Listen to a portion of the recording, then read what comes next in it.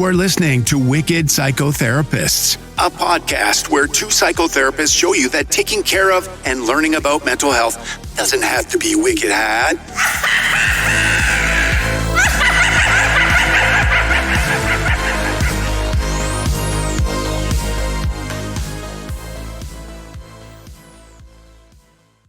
Hey guys, welcome back to the Wicked Psychotherapists. If you've been here before, you know that we do talk about mental health topics and different trends. If you are new here, welcome. I'm Tanya Dos Santos. Hi, I'm Erin Gray. So today, let's get to it. Continuing in our informal series of flick shows that have mental health themes and that we can talk about. And we decided to look at the show with Arnold Schwarzenegger. I do have to say, I was not interested in this at all at first. I first saw this and I went past it several times. It was only until I actually watched the documentary about Arnold Schwarzenegger that's also on Netflix. We're doing a lot of promo. We're not. Come on, Netflix. But I really liked the documentary and I was really surprised that he was really funny and he was really open about who he is as a person. And so I kind of was like, let me give FUBAR a try. And I was pleasantly surprised. I really liked it. What about you? How did you find it? I actually did the opposite. I found FUBAR and I was like, I like a couple of the actors and then I seen them in things and I was like, well, do I want to watch it or not? And I actually watched the Arnold documentary after, and I was pleasantly surprised with that as well. Okay. Came about it different ways, but same result. That's good.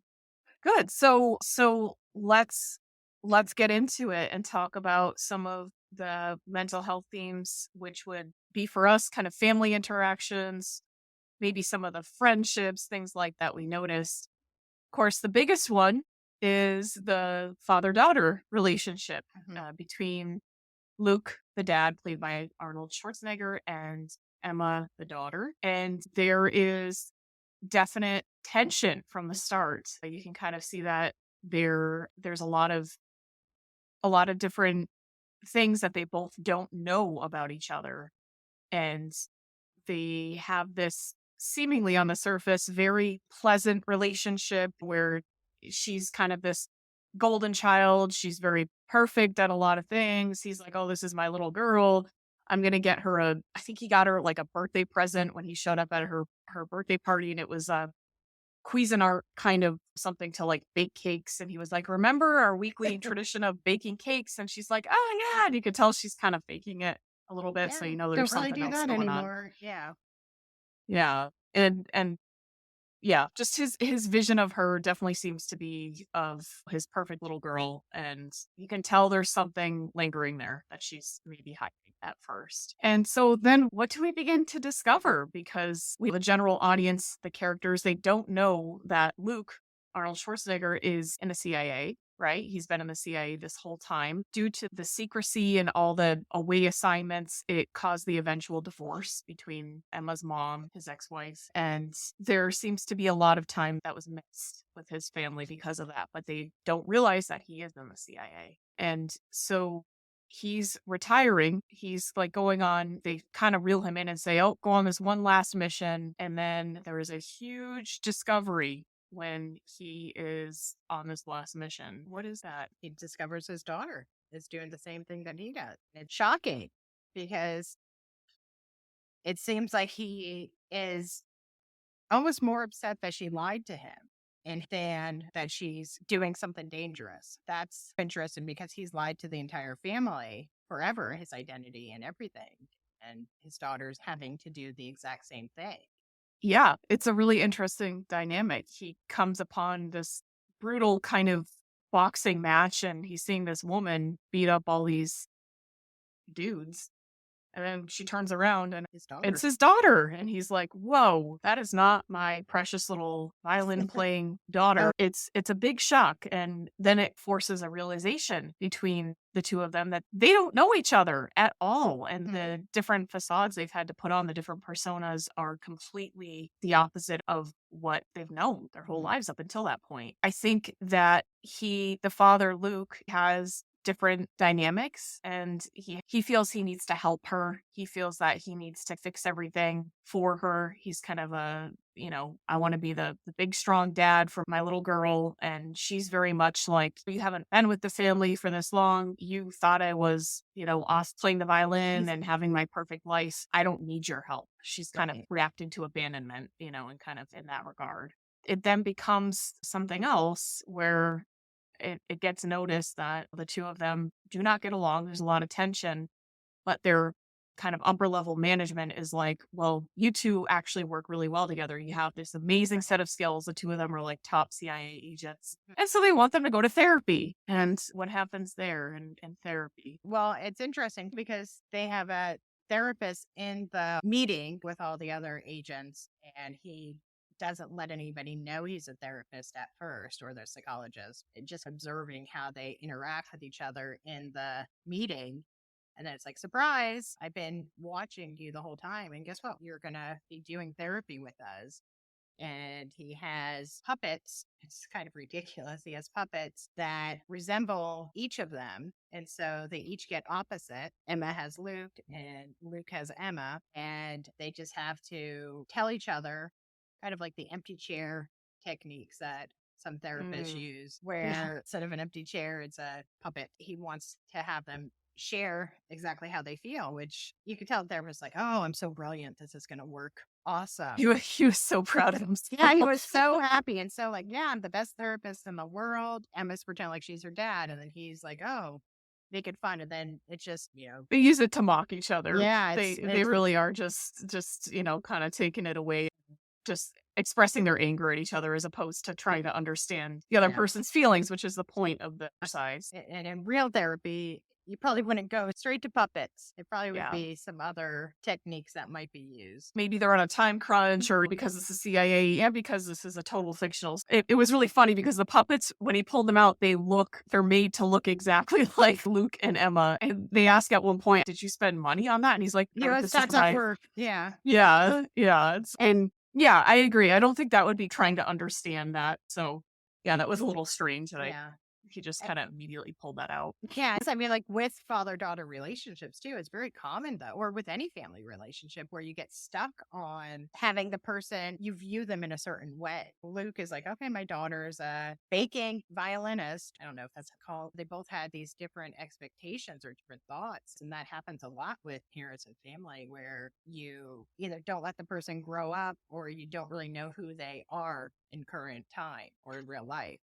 I think the time away, Luke was away from the family. I think Emma probably took that as a sense of, well, if you reject me, I'm going to reject you, because she didn't realize it was the job. She thought it was maybe he put the job above the family, which in a sense he did. I think you have to with the CIA. And so she rejected him knowing her on a different level. And he just was not there enough to know. And so she would only present to him that side of, I'm perfect and I get straight A's and I play the violin and I bake. And I think she had told him the job was like, she was like working for like a nonprofit or something. Helping get in water. Yeah. Or something. Like water resources. And even her fiance was a reflection of that. This is who I should be with. Like, he was a very nice, understanding guy, and probably chosen based on what she felt like her expectations, the expectations of like her parents, or maybe as how she's viewed by her father as this like perfect girl who just has a nice husband. And meanwhile, she's off of the CIA and getting into boxing matches and really doing some rough work undercover and physically, mentally, emotionally having to maintain being this exterior of being calm and working under these strenuous conditions. But so it's the complete opposite of what she's viewed as. Yeah, that also might be, she might have chosen her fiance because he is complete opposite of what she's doing all day. Calm, comfortable, the outcome. Yeah. She may have had kind of a need for that and said, okay, I need to kind of balance this out a little bit. That would be an attraction there.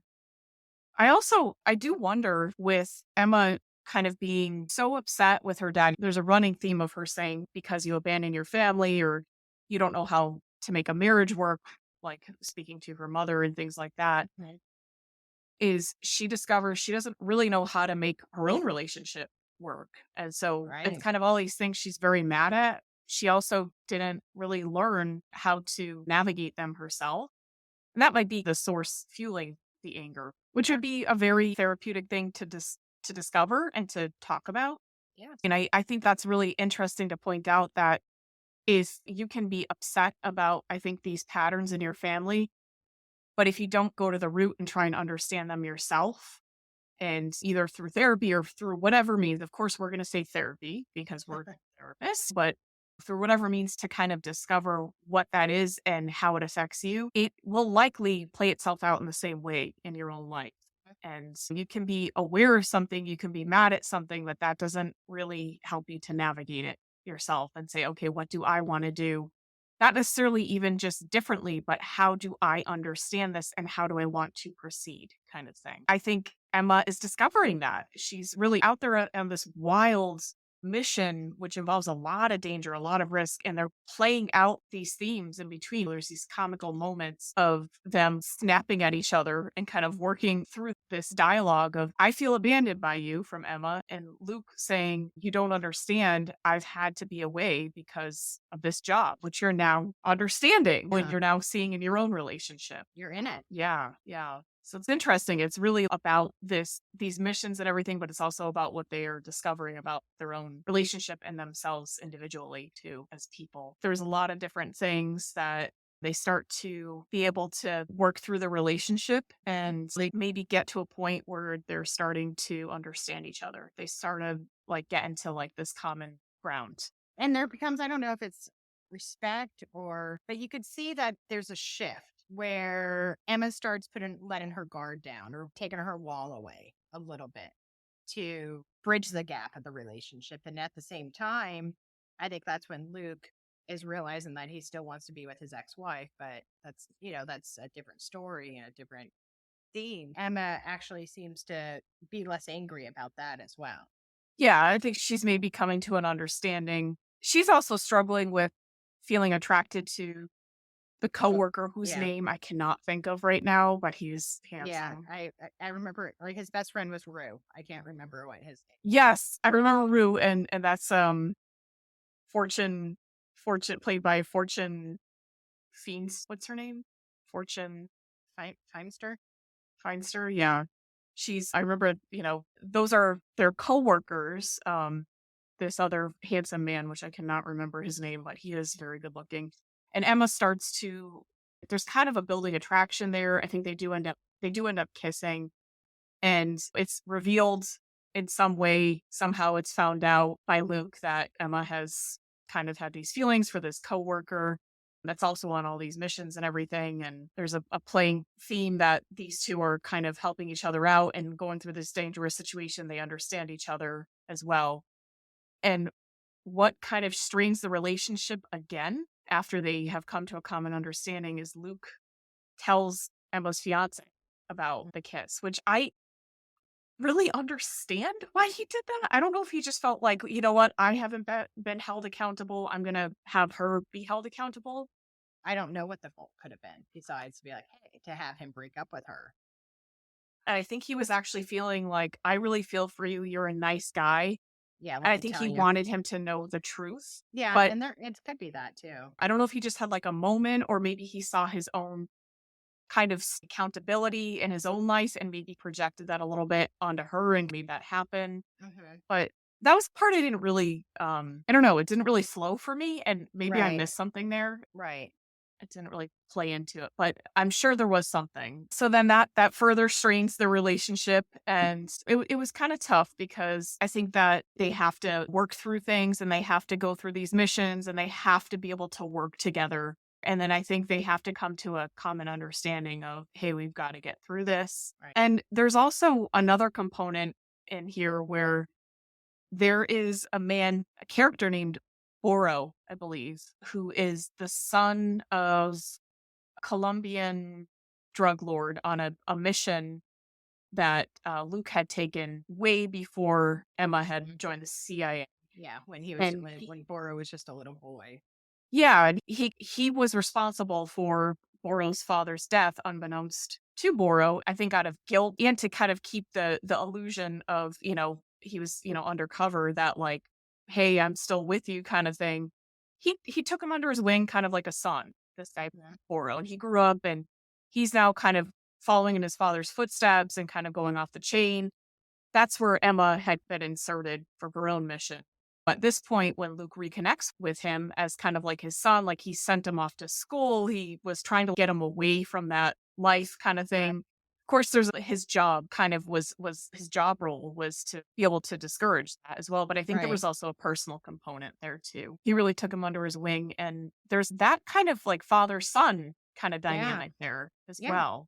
It is. It's a lot of guilt of, here's this person who I, fostered in this relationship and tried to take care of, and then he turns into this villain or something. And then I also thought it was interesting when Emma and Boro, it's like almost like siblings meeting, like very dysfunctional siblings, but then they have to figure out what their roles are with it. And, it's not very, very good.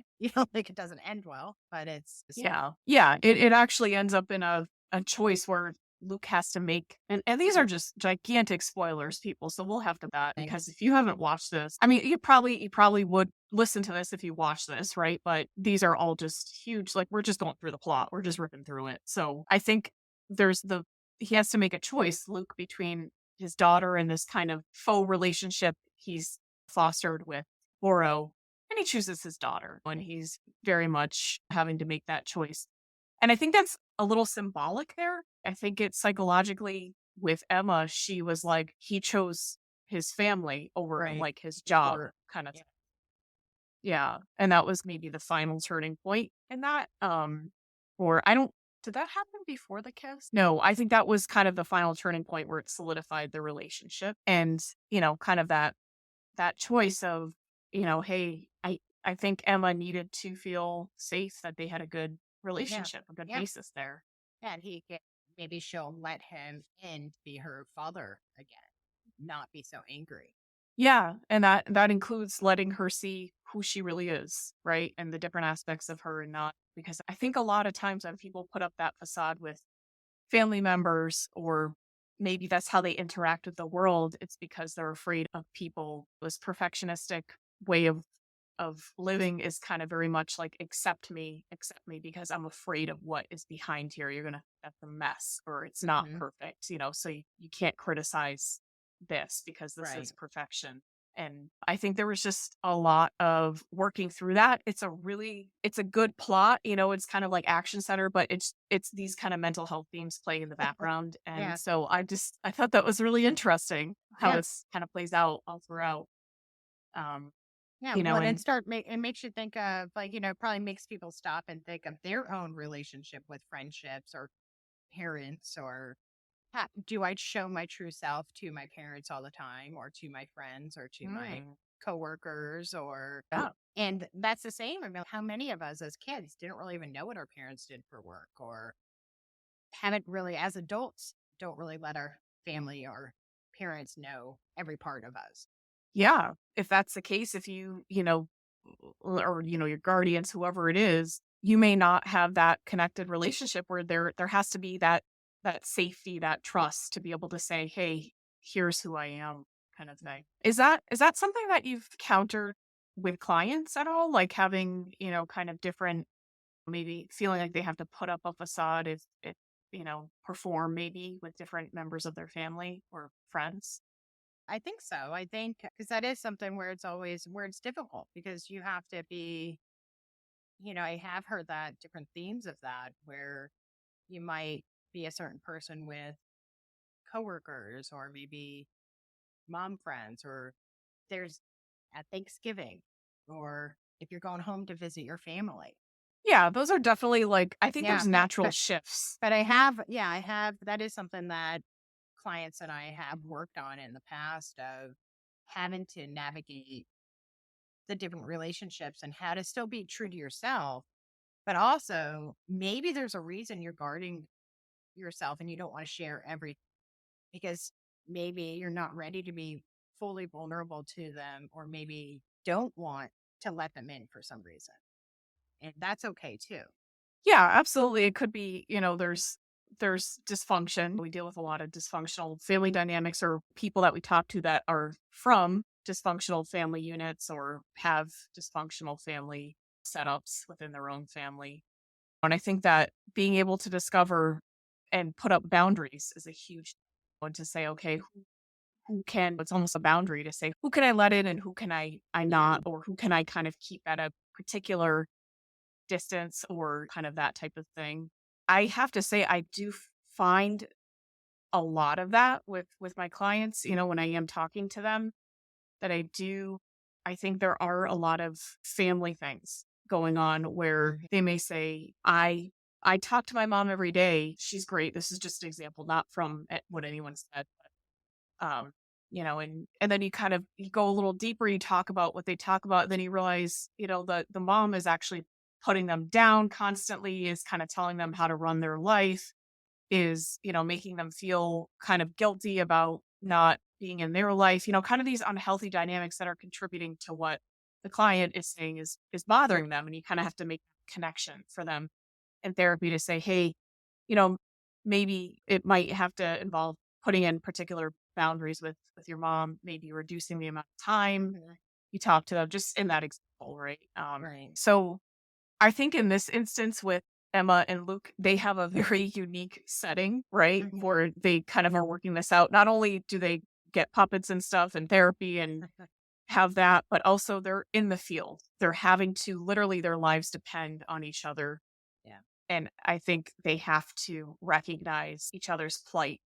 They have to really see Yeah. what's Well, going on. their emotions are heightened during this. And if it were real life, it would probably feel like if they were going to therapy, it would probably be on hyperdrive. So because you're living everything, reliving everything in the past all at once by Yeah. having these possible traumatic events happening, that it could be like, okay, well, we need to figure this out, and we could put all the other issues that we're dealing with on the back burner, but maybe this one scary thing might help us to resolve some tension or issues that we haven't resolved in the past, if that makes sense. Yeah. I think, the kind of the way that it's set up in the series, it in and of itself, I think lends itself to saying, okay, we can kind of work this out in a very unique way that I don't think that many father daughters or whatever parent children, I don't think they really have that opportunity, right? I think it Yeah. would be kind of more in a therapy setting if they are getting help for it. But it is really unique. It's kind of a cool way of looking out how their dynamics affect them and how it plays out in different settings and in different ways, especially in this extraordinary setting that's unique where father daughter are both in the CIA and working Mhm. together. I thought it was really good. I do have to say though, FUBAR, the title. Okay, so this is totally an aside. Is FUBAR, what F is it. that? It's a military term, and Fu- it's like effed up, like that, effed up beyond all recognition. Oh, okay. Okay. I don't know how. I was just like, when is that going to come in? I didn't know that. So I was like, I don't understand. And he says something at the end, like it's all FUBAR or something. And I'm like, that must mean like it's all effed up, right? Like, Yeah. kind of thing. And I was like, where does that come from? And where is Yeah. but It's, I okay, now believe, that I puts it in believe, I context. believe it's a military, it's like, because you probably don't want to be like, saying it, like this is a bad situation. So you're just like FUBAR. That's what I believe. Ah, okay, okay. I feel like I totally missed that. I was like waiting for that to be kind of connected in there, but I guess that is kind of the background Yeah. context of Because it's it. military, CIA. So I guess that's Yeah, what that I'm. that I mean that definitely that fits in there, that makes a lot of sense because a lot of those situations are FUBAR. Yeah. So anything else that we haven't touched on that we were thinking? I don't know. I think we covered a lot. I think we covered a lot of the show. I think, if this was in real life, that they would probably have to continue therapy outside. Now that they're out of the field, maybe they continue weekly therapy and try to figure out, work on the issues that they have in the past and try to have a relationship of who they are today. Yeah, absolutely. It would definitely have to be a continuation, and I wanted to say all their problems are solved. I mean, for TV land, sure, but Right. in real life, no, definitely not. Right. So that was a good kind of, we, and of course we're not, these are fictional characters. We're not throwing in any diagnoses here. We're just saying these are kind of the issues that we see Right. as mental health care providers, and just to kind of have that lens through it. But it's a really, I think it's good. I think it's a Yeah. good series. It It's is like, it good. was It entertaining. kind of covers it. Like if you like Arnold because you like Arnold, if you like Fortune because you like comedy, it's it's there. But then it also has a layer like, oh, I didn't realize they were gonna cover like friendship issues. I didn't realize that they were gonna, talk about family dynamics and really cover all of that. So that was unexpected. Yeah. Yeah, that was kind of like the background all throughout. And yeah, I didn't expect that either. I really didn't know what to expect. I was like, this is strange. The description is something like, I don't know, like there's father-daughter discover they're in the CIA together, but I didn't know like there would be so many themes related to mental health at all. So that was really cool to discover and just kind of see. And Yeah. it was funny, and it was action packed, and Yeah. had a decent plot, It was Yeah. pretty It's cool. it's fun to look at stuff that we would have normally just viewed as viewers and then to go back in a therapy lens. I kind of fun. Yeah, for sure. And definitely, check out, I don't know what it is, but that puppet scene just cracks me up, and Yeah. I love it. And I want to go back and watch it again because the way they mock each other, the way she does Schwarzenegger's voice, it's just, I really just cackled over that. It made me laugh. Um, but I thought she was pretty good. So yeah.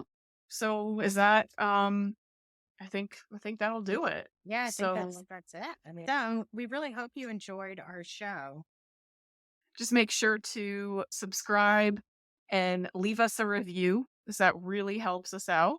And also follow us on Instagram, Wicked Psychotherapists, and we'll have some information on there, and we'll go from there. But Okay. we hope you guys have a good week. We'll see you then.